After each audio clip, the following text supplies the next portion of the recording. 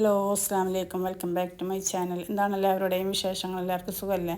ഇന്ന് വന്നിട്ടുള്ളത് രാവിലെ മുതലുള്ള ഉച്ച വരെയുള്ള ഒരു വീഡിയോ ആയിട്ടാണ് വന്നിട്ടുള്ളത് കേട്ടോ. അപ്പോൾ അതാ രാവിലെ പരിപ്പൊക്കെ കഴുകി വൃത്തിയാക്കി കുക്കറിലിട്ടിട്ടൊന്ന് വേവിച്ചെടുക്കുകയാണ് കേട്ടോ.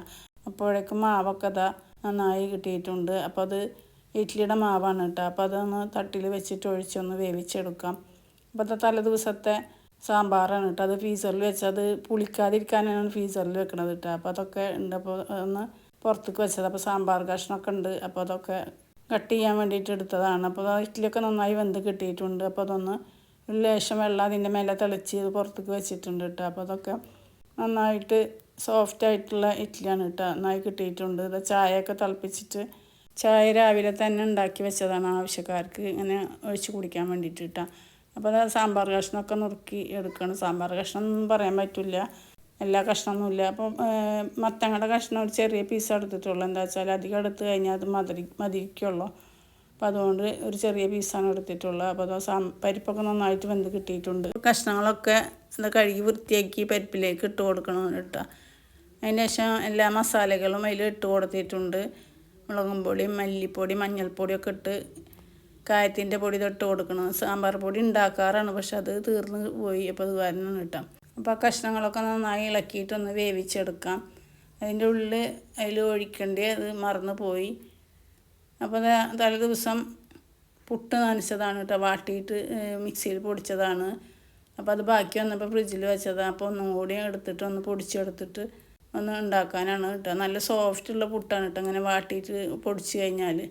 അപ്പോൾ അത് പുട്ടും കുടത്തിലൊക്കെ നിറച്ച് വെച്ചിട്ടുണ്ട്. അതിൻ്റെ മീതെ ചിരട്ടണ് ഇട്ട് വെച്ചിട്ടുള്ളത് കേട്ടോ. അപ്പോൾ എന്താ വെച്ചാൽ ആവി പുറത്ത് പോകാതിരിക്കാൻ.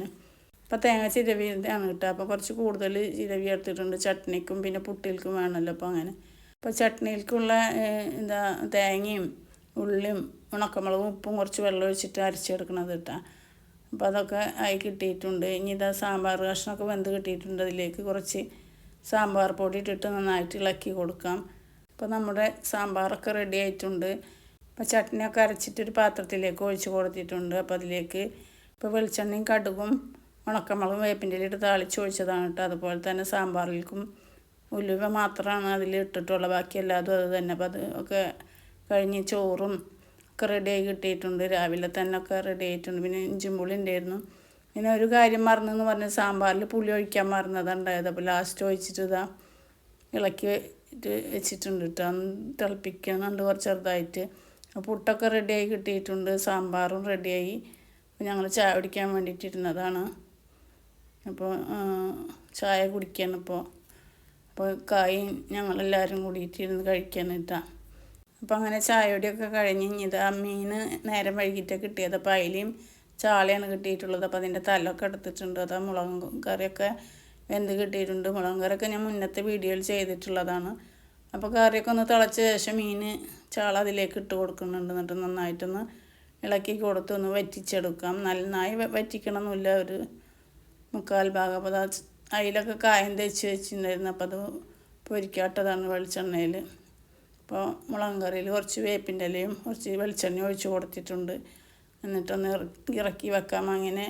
അപ്പോൾ അതിലൊക്കെ നന്നായി വെന്ത് കിട്ടിയിട്ടുണ്ട്. ഇനി അതെല്ലാം കൂടെ ഒന്ന് മറിച്ചിട്ട് കൊടുക്കാം. അപ്പോൾ എല്ലാതും മറിച്ചിട്ട് കൊടുത്തിട്ടുണ്ട്. അങ്ങനെ മുളക് കറിയും അയിലയും ഒക്കെ റെഡി ആയിട്ടുണ്ട്.